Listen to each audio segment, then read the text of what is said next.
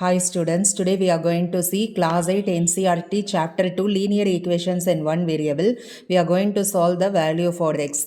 So first question, x minus 2 it is equal to 7. So this minus 2 it will become plus 2. So x is equal to 7 plus 2 that is equal to 9. Next sum y plus 3 equal to 10. So y it is equal to 10 minus 3. So y is equal to 7. Next 6 is equal to z plus 2. So 6 minus 2 equal to z. So the value of z is 4. Here 3 by 7 plus x equal to 17 by 7. So x is equal to 17 by 7 and minus 3 by 7. So x is equal to 14 by 7. So the value of x is 2. Next 6x is equal to 12. So x is equal to 12 by 6. So x is equal to 2.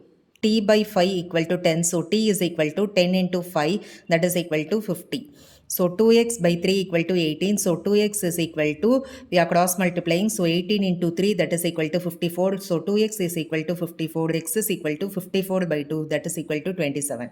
Next 1.6 equal to y by 1.5. So we are cross multiplying here. So y equal to 1.6 into 1.5 that is equal to 2.40. Next 7x minus 9 equal to 16. So 7x equal to minus 9 it will become plus 9. So that is equal to 25. So 7x equal to 25. X is equal to 25 by 7. Next 14y minus 8 equal to 13. So 14y equal to minus 8 it will become plus 8. So 13 plus 8 equal to 21. So 14y equal to 21. Y equal to 21 by 4 that is equal to 3 by 2.